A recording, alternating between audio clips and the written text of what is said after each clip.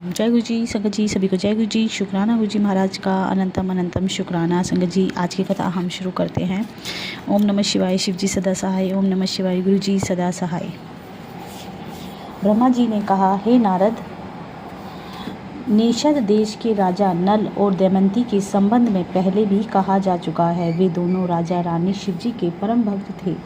उनके एक बालक उत्पन्न हुआ जिसका नाम इंद्रसेन था। इंद्रसेन भी शिवजी का परम भक्त था। इंद्रसेन के घर चित्रादन नामक एक बालक का जन्म हुआ था। चित्रादन चंद्रमा के समान सुंदर, संपूर्ण विद्याओं तथा कलाओं में प्रवीण एवं अपने पिता के समान ही शिवजी का परम भक्त था। राजा चित्रवर्मा ने उसे सब प्रकार से योग्य देखकर अपनी पुत्री सीमंतनी का विवाह उसके साथ कर दिया। विवाह के उपरांत चित्रादंड कुछ समय तक अपने ससुर के घर में ही रहा। एक दिन वह अपने सेवकों के साथ नाव पर चढ़कर यमुना नदी में जल विहार कर रहा था कि अचानक वह नाव पानी में डूब गई। उस समय दोनों किनारों पर खड़े हुए लोग हाहाकार करने लगे।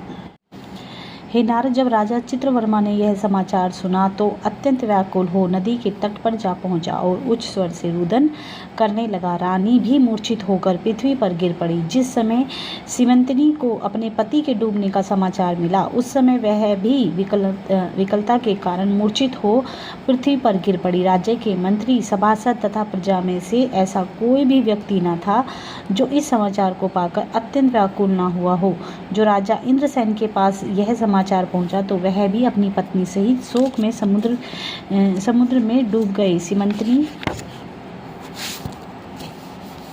ने पहले तो पति के साथ सती हो जाने की इच्छा प्रकट की, परंतु जब पिता ने ऐसा न करने से मना किया तब वह वैधव्य धर्म में स्थित रहकर भगवान सदाशिव का पूजन करती हुई अपना जीवन व्यतीत करने लगी। पति की मृत्यु हो जाने पर भी अपने सोमवार का व्रत करना नहीं छोड़ा। जब सोमवार का दिन आया तो उसने मैत्री की आज्ञा अनुसार दिन भर निर्जल व्रत रखकर प्रदोष काल में शिव गिरिजा का पूजन किया तथा अत्यंत प्रेम पूर्वक उत्सव मनाया। इस प्रकार वृद्धावस्था में उसे 3 वर्ष का समय व्यतीत हो गया।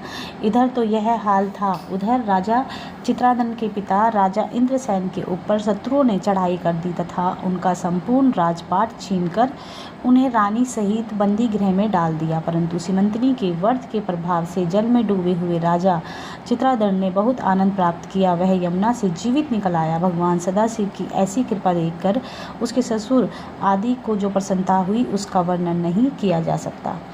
इतनी कथा सुनकर नारद जी ने पूछा, हे पिता, आप मुझे यह बताने की कृपा कीजिए कि चित्रादंड यमुना में डूबने पर भी मरने से किस प्रकार बच गया। ब्रह्मा जी बोले, हे नारद, यह वृत्तांत इस प्रकार है कि जिस समय चित्रादंड जल के भीतर पहुंचा तो उसने वहां नागों की अनेक स्त्रियों को क्रीड़ा करते हुए देखा। उन स्त्रियों की दृष्टि भी उस राजा पर पड़ी तो वे उसकी सुंदरता पर मोहित हो गईं और उसे अपने साथ पाताल में ले गईं। चित्रादंड ने पाताल में जाकर यह देखा कि वहां नागों के अनेक नगर बसे हुए हैं। जिस समय चित्रादंड नागों के राजा तक्षक के रत्नजड़ित सिंहासन के समय पहुंचा, उस समय वहां की विचित्र सामग्री एवं दास दासियों की शोभा को देखकर वह आश्चर्यचकित रह गया। तदुपरांत उसने परम तेजस्वी नागराज तक्षक को प्रणाम किया। तक्षक ने भी उसे अत्यंत सुंदर देखकर उसकी स्त्रियों से पूछा, यह राजपुत्र यहाँ किस प्रकार आया है? तुमने इसे कहाँ से प्राप्त किया है? उस समय नाग कन्याओं ने यह उत्तर दिया कि हे राजन, हमें इसके कुल आदि के संबंध में कुछ भी ज्ञात नहीं है। हम इसे यमुना नदी से जल से पड़ा हुआ देखकर यहाँ ले आई हैं। हे नारद, नाग स्त्रियों की बात सुनकर तक्षक ने चित्रादंड के पूछा कि हे राजपुत्र, तुम कौन हो? चित्रादंड ने भगवान सदाशिव का स्मरण कर प्रणाम करते हुए राजा तक्षक को सब वृत्तांत कह सुनाया और यह कहा कि हे प्रभु, पूर्व जन्मों के अनेक पुण्यों के प्रताप से ही आज मुझे आपके दर्शन करने का सौभाग्य प्राप्त हुआ है। मेरे पितरों को भी आज तक आपके शुभ दर्शन नहीं हुए हैं। मैं यहाँ आकर अपने को परम सौभाग्यशाली समझता हूँ। चित्रदंड के ऐसे विनम्र वचन सुनकर नागराज तक्षक ने अत्यंत प्रसन्न होते हुए कहा कि हे राजपुत्र, अब तुम अपने मन में किसी भी देवता का पूजन किया करते हो। यह सुनकर चित्रानंद ने उत्तर दिया कि हे प्रभु, सभी वेदों में जिन्हें महादेव कहकर वर्णन किया है, मैं उन्हीं भगवान सदाशिव का पूजन करता हूँ। हे नारद, चित्रानंद के मुख से भगवान सदाशिव की प्रशंसा सुनकर नागराज तक्षक ने अत्यंत प्रसन्न होकर कहा कि हे राजपुत्र, तुम्हारी बात सुनकर हम अत्यंत प्रसन्न हुए हैं। तुम शुद्ध मार्ग को जानने वाले तथा शिवजी के भस्म हो। तुम यहाँ रहकर सुखपूर्वक राज्य करो। यहाँ सर्वत्र आनंद ही आनंद है। ना तो यहाँ कोई वृद्ध होता है और न रोगी है। यहाँ का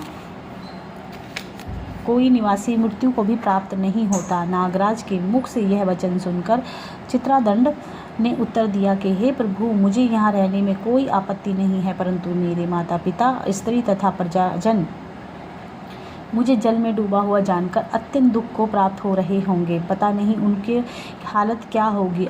यदि आप कृपा करके मुझे उनके समीप पहुंचा दे तो श्रेष्ठ होगा। यह सुनकर नागराज तक्षक ने अत्यंत प्रसन्न होकर चित्रादंड को कुछ दिन तक अपने घर ठहराकर स्वागत सत्कार किया। तदुपरांत एक दिन अनेक प्रकार के रत्न, वस्त्र, आभूषण आदि सामग्री उसे भेंट कर तथा काम्यक नामक एक घोड़ी देकर उसके साथ अपना एक पुत्र तथा एक राक्षस कर दिया और उन्हें यह आज्ञा दी कि तुम इस राजपुत्र को घर तक विदा कर आओ। विदा करते समय तक्षक ने चित्रादंड को यह विश्वास भी दिलाया कि जिस समय तुम मुझे याद करोगे उसी समय हम तुम्हारे पास पहुंच जाएंगे। नागराज से विदा होकर चित्रादंड उन सेवकों के साथ घोड़े पर चढ़ गया। यमुना तट पर आ खड़ा हुआ। वहां पहुंचकर तक्षक का पुत्र तथा चित्रादंड घोड़ों पर चढ़े हुए नदी के किनारे पर भ्रमण करने लगे। हे नारद, जिस समय सीमंतिनी इस प्रकार विचार कर रही थी कि उसी समय चित्रादंड ने उसके कान में कुछ बात कही, जिसके कारण वह अत्यंत प्रसन्न हुई। चित्रादंड ने यह कहा था कि तुम अपने माता पिता के पास जाकर यह समाचार कहो, तब तुम अपने पति को प्राप्त करोगे। इतना कहकर चित्रादंड तक्षक के पुत्र को साथ ले वहां से चलकर अपनी राजधानी में जा पहुंचा।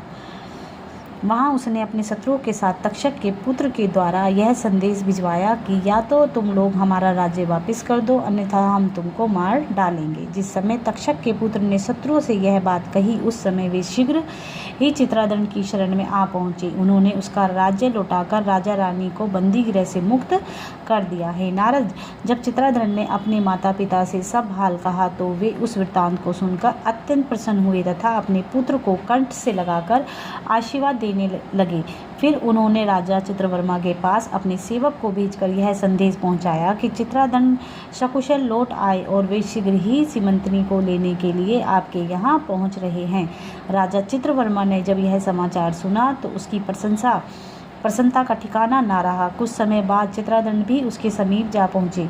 तब राजा ने अत्यंत प्रसन्न होकर सीमंतिनी के साथ उसका दोबारा विवाह किया तथा बहुत सा दान दहेज देकर विदाई दी। चित्रादंड ने नागराज तक्षक से जो वस्तुएं प्राप्त की थी उन सबको सीमंतिनी को भेंट कर दिया। इस प्रकार दोनों ही कुल प्रसन्न हो गए। जब सीमंतिनी को लेकर चित्रादंड अपने घर लौट आया तो राजा इंद्रसेन उसे राज्य सौंपकर स्वयं अपनी रानी सहित वन को चले गए। वहां शिवजी की कृपा से उन्होंने मुक्ति पद को प्राप्त किया। तदुपरांत राजा चित्रादंड ने 10 सहस्त्र वर्षों तक मगध देश का सुखपूर्वक राज्य किया। उसके घर 8 पुत्र तथा 1 पुत्री उत्पन्न हुई। जब तक चित्रादंड जीवित रहा तब तक उसने तथा सीमंतिनी ने शिवजी के व्रत को नहीं त्यागा। वे प्रति सोमवार का व्रत रखते रहे और उत्साहपूर्वक शिवजी का पूजन करते रहे। ब्रह्मा जी बोले, हे नारद, प्राचीन काल में विदर्भ देश में वेदमित्र नामक एक विद्वान ब्राह्मण रहता था। उसका मित्र सारस्वत नामक एक अन्य वेद पाठी ब्राह्मण था। कुछ समय उपरांत वेदमित्र तथा शाश्वत के यहाँ एक एक पुत्र ने जन्म लिया। उन दोनों के नाम सामवान तथा सुमेधा हुए। वे दोनों बालक स्वभाव तथा कार्यों से एक दूसरे के समान थे। उन्होंने एक ही गुरु से विद्या पढ़ी तथा अपनी सेवा द्वारा माता पिता को प्रसन्न किया। जब वे बालक बड़े हुए तो एक दिन दोनों के माता पिता ने इस प्रकार कहा, अब तुम 16 वर्ष के हो गए हो, अब हम तुम्हारा विवाह करना चाहते हैं, परंतु विवाह के लिए धन आवश्यक होता है, इसलिए सर्वप्रथम तुम धन का संग्रह करो। हम तुम्हें धन प्राप्ति का एक उपाय बतलाते हैं, उसके अनुसार आचरण करने पर तुम्हें यथेष्ट धन की प्राप्ति होगी। वह उपाय यह है कि तुम दोनों यहाँ के राजा के पास जाओ और उन्हें अपनी विद्या के चमत्कार से प्रसन्न कर धन प्राप्त करो। हे नारद, माता पिता की आज्ञा स्वीकार कर वे दोनों राजा के समीप जा पहुँचे। वहाँ उन्होंने अपनी विद्या की चतुरता प्रकट कर राजा से धन प्राप्त किया। जब वे घर लौटने को हुए उस समय राजा ने उनसे यह कहा कि हे ब्राह्मण पुत्रों, हम तुम्हें और भी अधिक धन की प्राप्ति के लिए एक उपाय बताते हैं, सुनो। उपाय यह है कि मगध देश का राजा चित्रादंड तथा उसकी रानी सीमंतनी प्रति सोमवार को व्रत धारण कर ब्राह्मणों को दान दिया करते हैं तथा स्त्रियों सहित उन्हें भोजन कराते हैं। तुम उनके पास यहाँ इस प्रकार जाओ कि तुम में से एक तो स्त्री का स्वरूप धारण कर ले और दूसरा उसका पति बन जाए। ऐसा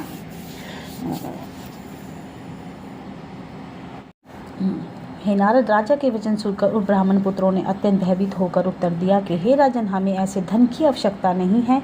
हम आपकी आज्ञा का पालन करने में असमर्थ हैं। कृपा करके आप हमें धर्म के विरुद्ध चलने का उपदेश मत दीजिए। हे नारद, यह सुनकर राजा ने वेद का प्रमाण देते हुए उन बालकों से कहा कि हे ब्राह्मण पुत्रों, हम तुम्हें वेद की आज्ञा अनुसार ही यह कहते हैं कि देवता, गुरु, माता पिता तथा राजा की आज्ञा का तिरस्कार करना उचित नहीं है। वह आज्ञा चाहे उचित हो चाहे अनुचित हो, उचित हो चाहे अनुचित हो, उसका पालन करना सभी मनुष्यों का धर्म है। राजा की इस आज्ञा को उन दोनों ने स्वीकार कर लिया। तब सामवान ने तो स्त्री का वेश बनाया और सुमेधा उसका पति बनकर राजा चित्रादंड के समीप जा पहुंचा। संध्या के समय शिव पूजन करने के उपरांत जब राजा रानी ने सभी ब्राह्मणों को उनकी पत्नियों सहित शिव पार्वती का रूप जानकर दान देना आरंभ किया, तब सुमेधा और सामवान भी पति पत्नी के रूप में उनके सम्मुख उपस्थित हुए। उस समय रानी सीमंतिनी सामवान को कृत्रिम नारी के रूप में देखकर बहुत हंसी। फिर भी राजा रानी ने उन दोनों को गौरी शंकर का स्वरूप जानकर पूजा तथा भोजन आदि कराकर बहुत दक्षिणा देने के उपरांत विदा किया। वहाँ से छुट्टी पाकर जब दोनों ब्रह्मपुत्र अपने घर की ओर चले और बीच में एक वन में पहुँचे, उस स्त्री रूपधारी सोमवान के हृदय में ठीक वैसे ही भाव जागृत हुए जैसे एक काम पीड़िता नारी के हृदय में होते हैं। उस अवस्था में उसने सुमेधा को संबोधित करते हुए यह कहा, देखो, यह वन भोग विलास करने के लिए कैसा उपयुक्त है। आओ हम तुम दोनों यह मैथुन करें। सामवान की बात सुनकर सुमेधा ने यह समझा कि वह हंसी कर रहा है। वह मुस्कुराता हुआ बिना कोई उत्तर दिए आगे बढ़ने लगा। कुछ दूर और चलकर स्त्री रूपधारी सामवान ने फिर पहले के समान काम पीड़ित होकर उनसे कहा कि हे पति, इस समय कामदेव के बाणों से मैं अत्यंत दुखी हो रही हूँ। भला तुम मेरे साथ रति क्यों नहीं करते हो? जब तक तुम मेरे साथ रति नहीं करोगे मुझसे आगे नहीं चला जाएगा, अतः तुम मेरी इच्छा को पूर्ण करो। इन दोनों शब्दों को सुनकर जब सुमेधा ने पीछे मुड़कर देखा तो उसे ज्ञात हुआ कि वास्तव में ही सामवान एक परम सुंदरी स्त्री के रूप में बदल गया है और उसके नेत्रों में काम वासना प्रकट हो रही है। तब उसने उसे संबोधित करते हुए कहा कि हे सामवान, तुम वेद पाठी ब्रह्मचारी निष्पाप ब्राह्मण पुत्र हो, फिर भला मुझसे ऐसी बातें क्यों कर रहे हो? हे नारद, सुमेधा की यह वचन सुनकर सामवान ने, जो कि उस समय वास्तव में पूर्ण रूप स्त्री हो चुका था, इस प्रकार कहा कि हे पति, यदि तुम्हें विश्वास ना हो तो मेरे को देख लो, उससे तुम्हें विदित हो जाएगा कि मैं अब पुरुष नहीं हूँ अपितु स्त्री हूँ। यह सुनकर सुमेधा ने अत्यंत आश्चर्य से भरकर जब उसके अंगों की ओर दृष्टिपात किया तो यह जानते हुए देर न लगी कि वास्तव में सामवान का कथन सत्य है। इस आश्चर्य को देखकर वह चकित रह गया और शिवजी का ध्यान धरने लगा। तभी उस स्त्री ने इस प्रकार फिर कहा कि हे युवक, मैं काम के वेग में अत्यंत पीड़ित हूँ, तुम मेरी मनोभिलाषा को पूर्ण करो। तब सुमेधा ने उत्तर दिया कि हे बंधु, हम तुम दोनों वेद पाठी ब्राह्मण पुत्र हैं। इस समय तुम अवश्य स्त्री रूप को प्राप्त हो गए, परंतु तुम्हें इससे मुक्ति पाने हेतु शिव गिरिजा का ध्यान धरना चाहिए। विदर्भ नरेश ने अपनी धूर्तता से हमें ठग लिया है। यदि हम उसके कथन अनुसार कार्य नहीं करते तो ऐसी विपत्ति कभी नहीं आती। यदि फिर भी तुम स्त्री बने रहे तो मैं अपने पिता से आज्ञा लेकर तुम्हें अपनी पत्नी बना लूँगा। इतना कहकर सुमेधा ने शिवजी की माया तथा रानी सीमंती के व्रत के प्रभाव को अपने मन में अत्यंत प्रशंसा की। हे नारद, इस प्रकार सुमेधा ने स्त्री रूपी सामवान को बहुत कुछ समझाया, परंतु काम के वशीभूत होने के कारण उसने एक भी बात नहीं मानी। उसने सुमेधा को जबरदस्ती अपने कंठ से लगा लिया। तदुपरांत वे दोनों घर पहुँचे। उस समय दोनों के पिता सब हाल देख अत्यंत क्रुद्ध हो विदर्भ नरेश के समीप गए और उसे संबोधित करते हुए इस प्रकार कहने लगे कि हे राजन, तुमने हमारे पुत्रों से ऐसा बुरा कर्म क्यों कराया जो इसमें से एक बालक स्त्री बन गया। अब भला हमारे पितृ किस प्रकार मुक्त हो सकेंगे। इस प्रकार बालक के अतिरिक्त हमारे कुल में अन्य कोई संतान भी नहीं है। सारस्वत ब्राह्मण राजा से इस प्रकार कहकर मूर्छित हो पृथ्वी पर गिर पड़ा। तब राजा ने सामान की स्त्री रूप में देखकर अपने मन में अत्यंत आश्चर्य करते हुए यह उत्तर दिया कि हे ब्राह्मणों, मैंने यह कभी नहीं समझा था कि तुम्हारा एक बालक वास्तव में ही स्त्री बन जाएगा। मैंने तो अधिक धन की प्राप्ति के लिए ही इन्हें ऐसी युक्ति बताई थी। आप कोई ऐसा उपाय बताएं जिसके करने से इस बालक का स्त्री भाव दूर हो जाए। हे नारद, ब्राह्मणों के यह वचन सुनकर राजा ने कहा कि हे राजन, तुम अपने हृदय में शिव जी की भक्ति दृढ़ करो तथा उन्हीं से हमारे बालक की मुक्ति का उपाय पूछो। यह सुनकर राजा अपनी रानी सहित शिव गिरिजा का पूजन करने लगा। उसने अनेक प्रकार के उपाय द्वारा शिव गिरिजा को प्रसन्न कर लिया तथा गिरिजा के प्रकट होकर राजा से वर मांगने के लिए कहा। उस समय राजा उसकी प्रशंसा करते हुए बोला कि हे भगवती,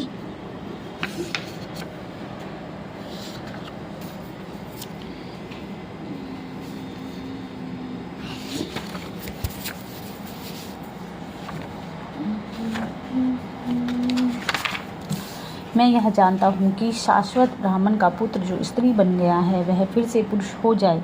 राजा की इस प्रार्थना को सुनकर भगवती गिरिजा ने उत्तर दिया कि हे राजन, हम अपने भक्त की किसी प्रकार अवज्ञा नहीं करना चाहती। तुमसे यह कहते हैं कि तुम इस बालक का विवाह सुमेधा के साथ कर दो। इतना कहकर जब गिरिजा अंतर्धान हो गई तब राजा ने दोनों ब्राह्मणों को बुलाकर सब वृत्तांत कह सुनाया। उसे सुनकर शाश्वत ने अपने लड़के का विवाह सुमेधा के साथ कर दिया। तब से वे दोनों पति पत्नी बनकर प्रसन्नतापूर्वक विहार करने लगी। भगवती गिरिजा की कृपा से शाश्वत ब्राह्मण को एक दूसरे पुत्र की प्राप्ति हुई है। हे नारद, रानी श्रीवंती ने सोमवार को जो व्रत किया था उसकी महिमा का यह प्रत्यक्ष चमत्कार तुम्हें मैंने सुनाया। इस चरित्र को जो कोई सुनता, सुनाता अथवा पढ़ता है उसे भी दोनों लोकों में आनंद प्राप्त होता है। ब्रह्मा जी ने कहा, हे नारद, अब मैं तुम्हें वार्षिक व्रतों के संबंध में सुनाता हूँ। उन्हें धारण करने से व्रती को सब प्रकार के आनंद प्राप्त होते हैं तथा अंत में मुक्ति प्राप्त होकर शिव जी का सामिप्य लाभ होता है। वार्षिक व्रतों में से एक व्रत उमा महेश्वर नाम से प्रसिद्ध है।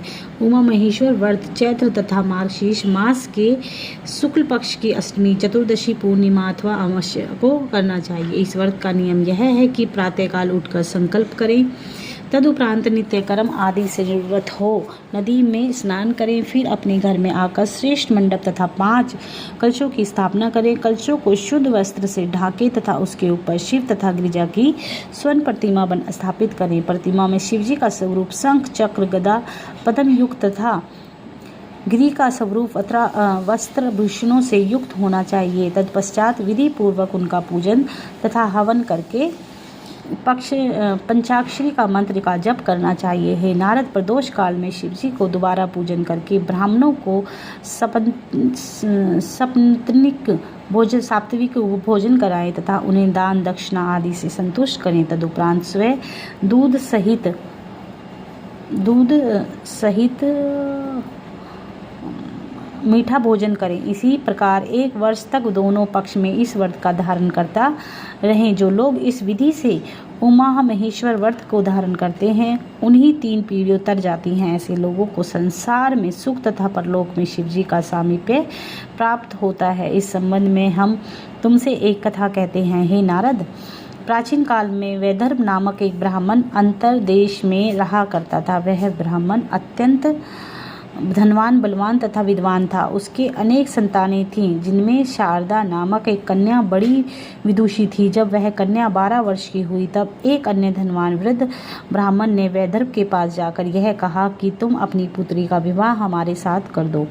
तब ब्राह्मण राजा का मित्र था, अस्तु उसकी मांग सुनकर वैदर्भ पहले तो बहुत चिंतित हुआ, परंतु अंत में यह विचार करके कि इस मांग का स्वीकार करने का पर राजा भी उसका विरोधी हो जाएगा, उसका शारदा विवाह उस बूढ़े ब्राह्मण के साथ कर दिया। हे नारद, मध्य काल में जो विवाह हुआ उसी दिन संध्या काल में जब वह ब्राह्मण नदी के तट से संध्या करके लौट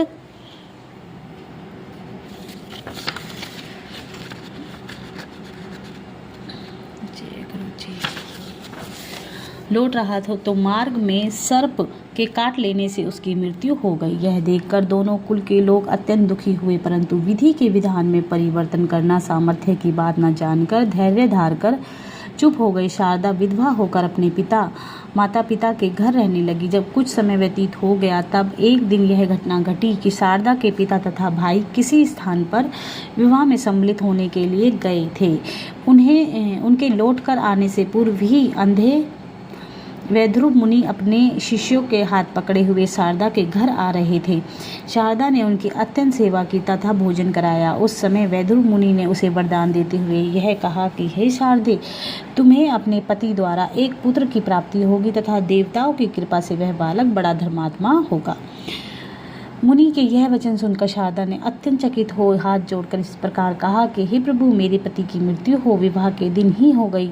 आप मुझे यह बताएं कि आपका कथन किस प्रकार सत्य होगा। हे नारद, शारदा के मुख से यह सब सुनकर वैद्रुप मुनि ने कहा कि हे पुत्री, नेत्रहीन होने के कारण मैं तुम्हें बिना देखे ही ऐसा वर दे बैठा हूँ।